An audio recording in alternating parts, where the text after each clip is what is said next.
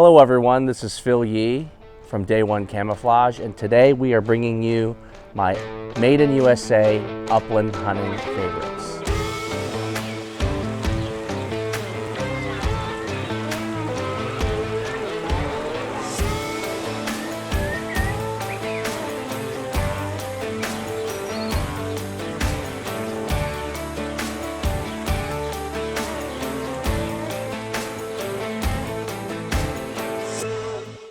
Upland hunting is one of my favorite types of hunts for a variety of reasons. I think first and foremost, it's more accessible to me than a hardcore elk hunt, at least for a guy from Texas like me. Second, I can bring friends who are not hardcore hunters with me and we can have a great time hunting pheasant, quail, chukar. The last reason why I love upland hunting is that there's a lot of made in USA stuff that supplies this kind of hunt.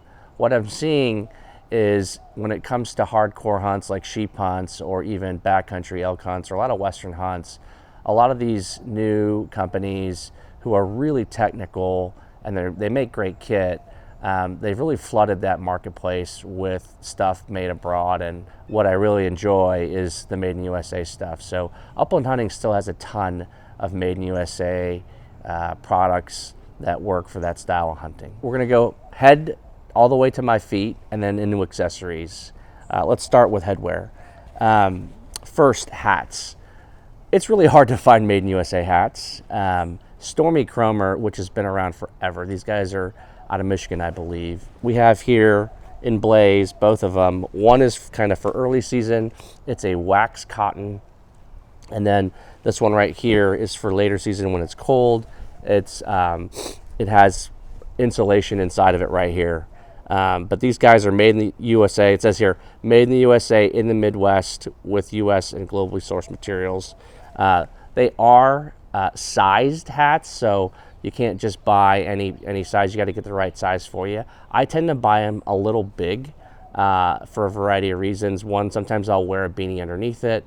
But two, like the last thing I like is a really tight hat. And so, yeah, Stormy Cromer, the Elmer Fudd hat. The other headwear that you may not be as familiar with is one of my favorite companies. It's called Go Lightly Cashmere. These guys are out of New Mexico, and they've been knitting really nice watch caps using cashmere for a long time. And I know that cashmere to some of you might sound a little precious, and certainly it's not cheap. It's quite expensive. It's a very high quality product. But I'm telling you guys, for the weight that these things weigh, they perform excellently, and they are actually very durable enough to where I bring one of these on every single one of my hunts, whether it's an upland hunt or a backcountry hunt or something in between. I've got two models here. One here is has a ribbed pattern. It's a little bit thicker, and then the regular one here, and they're both actually 2-ply cashmere, and so when you flip it like a normal watch cap, you end up getting 4-ply at your ears. They're super warm. The last thing I love about Go Lightly, and what really drew me to them, is that they have extra large sizes. I've got a big head. I can't stand wearing like the typical watch cap. It's uncomfortable, it's too tight, and so for them to make extra large sizes without it being a custom product is an excellent thing. So again, Go Lightly Cashmere. They're watch caps. They're out of New Mexico. They're made in USA. All right, now let's go to vests. The first vest I'm wearing is this Blaze Orange Polartec Fleece prototype vest by Day One Camouflage, our company. We love this design. This company's been around for over 35 years, headquartered originally out of Denver, Colorado. Now we're here in Texas. But what I like about this vest is its absolute simplicity. It is very simple in its pocket design. It just has 2 hand warmer pockets down here, and then it has 2 chest slash pockets, and these chest slash pockets are pretty deep. So what I tend to do is sometimes I'll stuff my iPhone down there or a pair of gloves down here, and they're deep enough that they won't fall out if you're bending over or something like that. The other thing I really like about it is it has what's called a wind check collar, which is a higher collar than normal, and so if it does get windy or a little bit cold, you can throw this wind check collar up, and it really kind of wraps around a lot higher into the base of your neck, into the bottom back of your head, better than most vests. And then when you don't need it, it just kind of falls back down, almost like a cardigan in the back. The other thing is I'm wearing the Day One Camouflage Performance Outdoors shirt in our green. It's a great piece of kit. We love it. It's really the only thing that we're selling right now.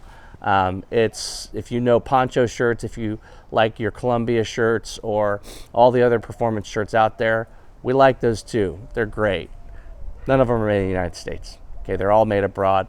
This is the only performance outdoor shirt for hunting, fishing. You can wear it to the cafe, etc., that's made in the United States. We're big fans of it. I tend to wear this when I go upland hunting as well. Now let's go into the hunting vest. And the upland hunting vest, man, there are so many versions of the upland hunting vest. I think I've bought them all. This is the one that I think is the absolute best. It's by a company called Wingworks, which you may not have heard of because they don't do a ton of advertising. They're not super sophisticated when it comes to e-commerce and digital marketing, but man, they make a bomb-proof product, okay? Wingworks, you should Google Wingworks vest and you'll see it. There's not a ton of content on YouTube about it. There are other companies that have been really aggressive when it comes to their marketing that are also made in the United States, like Final Rise. They make a great piece of kit, but I think this is still better. Let me show you a few things about the Wingworks vest that are different. One is it's a hip loading vest. So it comes with this really solid waistband that has this buckle up front, and everything is kind of based off of this. This actually ends up carrying the weight of whatever you have in here. Other vests like I'll show you the Filson Upland vest. This is also made in USA. It's pretty old, right? This Filson Upland vest, it works quite well, right? Many of you probably have it or have thought about buying it yourself. Decent piece of kit, pretty lightweight, obviously. The straps in this case hold all of the weight, right? And when you're upland hunting, there's not that much weight at the end of the day, especially if you have guides and they'll carry a lot of your birds. But I find that a hip loading belt is way more comfortable than a vest like this. There's another reason why I think the hip loading is better, because the pocket locations are lower here. And so I'm going to put this on real quick and show you. What you'll see here is that the pockets, and I put shells in one pocket, and I tend to put water and some bits and bobs in the other pocket. But the pockets are here. On my Filson vest, the pockets are here. And so for me, it's quite uncomfortable to kind of constantly go like this with my arms to get what I'm trying to reach. Having pockets that almost are kind of at your below your waistline where your jean pockets would be, I think is a much better design. It also allows them to be a lot more spacious. These are larger pockets. Wingworks has a lot of different pocket options. So they'll have grouse pockets for grouse hunters. I've been grouse hunting in Wisconsin. It's a very different kind of upland hunting. The trees that you have to navigate through all the time kind of make it different than if you're just on a normal upland game hunt or a kick and shoot upland hunt. They also have game bags that come in large sizes and come in different colors, like blaze orange. This is the game bag here. And then they also have what I think, and I'm a big fan of their harness system here. They have different colorways in this. I think they have a blaze version and a regular version. Wingworks vests, made in USA. Again, companies like Final Rise, Filson, they make good vests. I think Final Rise has done a tremendous job. I think this Wingworks vest is a touch better. Next, we have pants. If it's late season, and my favorite kind of upland bird hunting is when there's some snow on the ground, I will reach for my Johnson Woolen Mills. They're spruce green pants here. These are what I think most people would call traditional wool pants. Johnson Woolen Mills is a company out of Vermont. They're made in the USA. These wool green pants are super famous, right? They're known kind of by folks who love wool products. And I use these when it's cold outside. What I find interesting though is it doesn't have to be cold because wool breathes so well. and regulates heat so well, I can actually even wear these when it's up to kind of 50 plus degrees outside. It's not probably the ideal for 50 plus degrees, but they will work quite well. I think they're thick enough to shed burrs and any of that stuff that you'll encounter when you're upland bird hunting. But these are certainly my go-to. I've got two other pair of wool trousers that I've been playing around with. One is, and I think these are no longer made by Filson. They're certainly no longer made in the USA. These are the Filson whipcord trousers. They're a little bit lighter weight than the Johnson Wool & Mills spruce, but I think they're a nice option if I want something that is a little bit lighter weight. I still like the cut of the Johnson Wool & Mills just a little bit better. It's a slight tad bit roomier where I need it, and so I tend to reach for those. But these are good trousers. There's the last pair of trousers that I've been also playing around with, and that's actually Johnson Wool & Mills again, except they've done this version called the Northwoods 1842. I'm not quite sure really what that means, but what I care about is that they're made in the USA, and these are also a whipcord trouser like the Filson ones I was just holding up.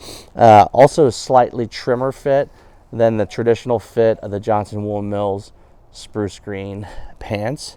Here's the thing that I like about whipcord.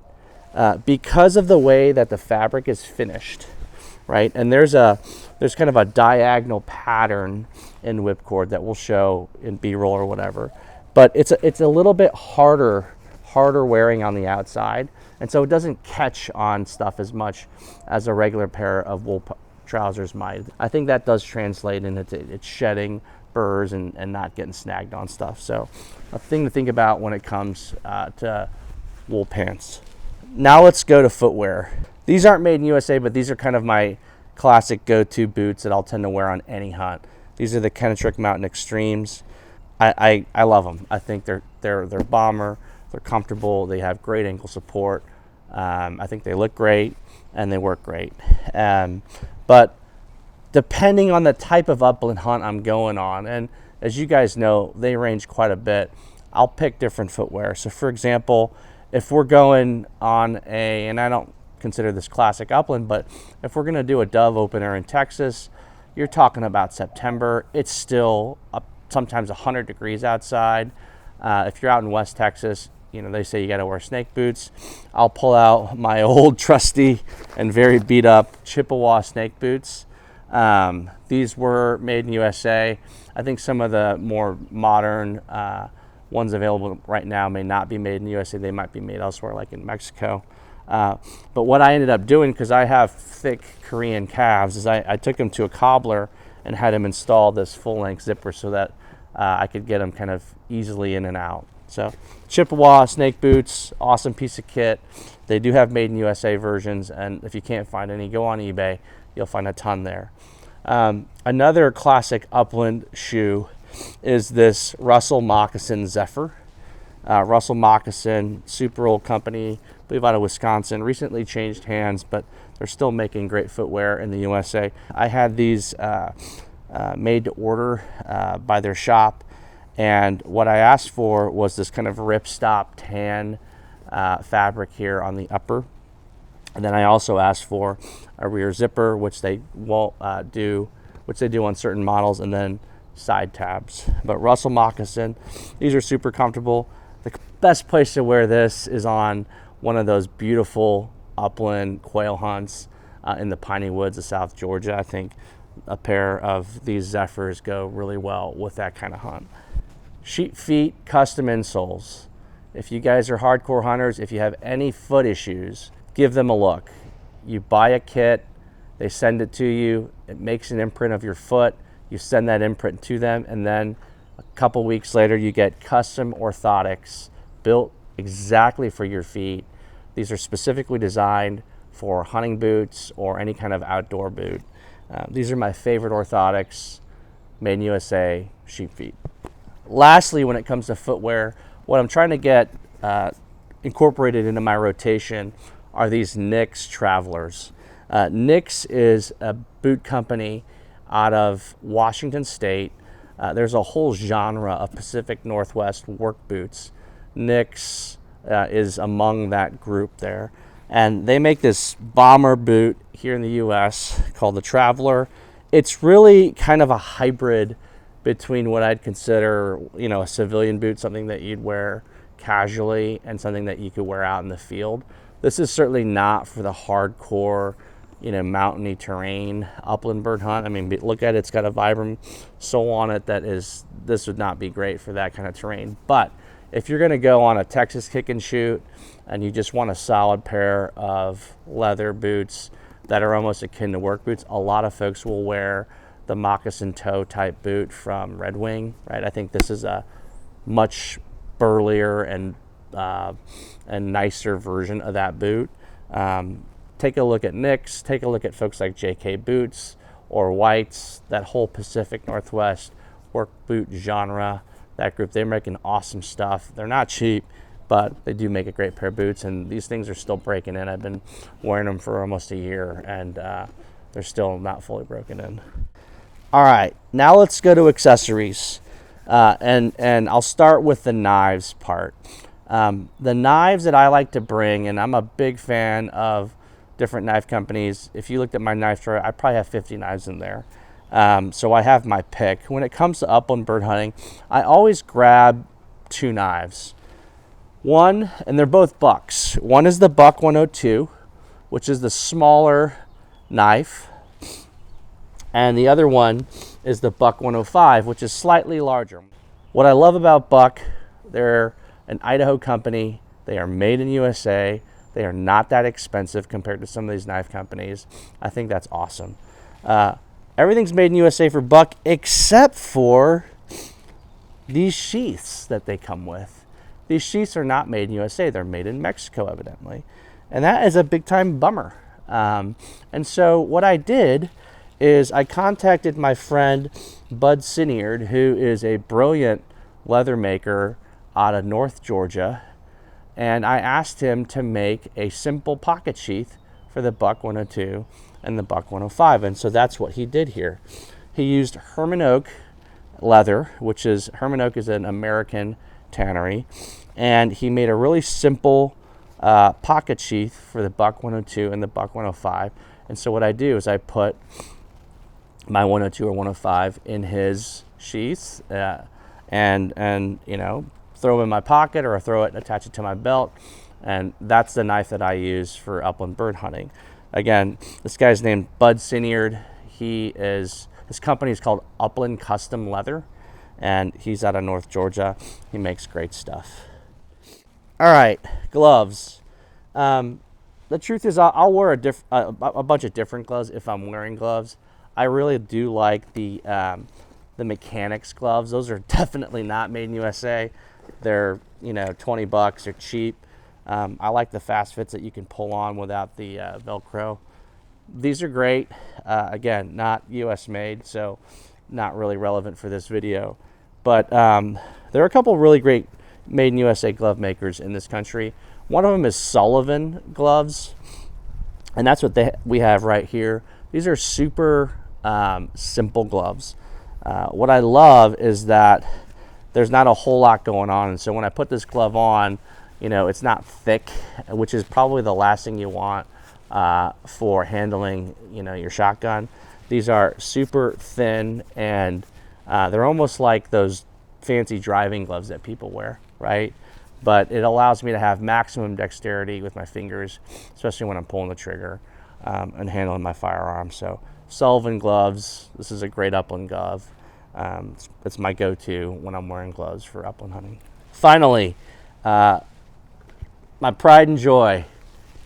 This is a 1953 Winchester Model 21, made in USA, side-by-side 20 gauge shotgun. I've got a bunch of different shotguns. There is no finer shotgun for upland bird hunting than the Winchester Model 21, in my opinion. Especially in the 20 gauge. I think the 12 gauge, a friend of mine has one. That's also a great gun, but I quite like 20 gauge. And frankly, I've been thinking about dabbling into 28 gauge for upcoming seasons here. But this gun is unbelievable. The fact that it was made in the 50s and it's still just rocking and rolling today is great. And I will say this, having opened and closed a bunch of break action actions, nothing closes and opens quite as smoothly and solidly as this Winchester Mile 21, at least the ones that I've handled.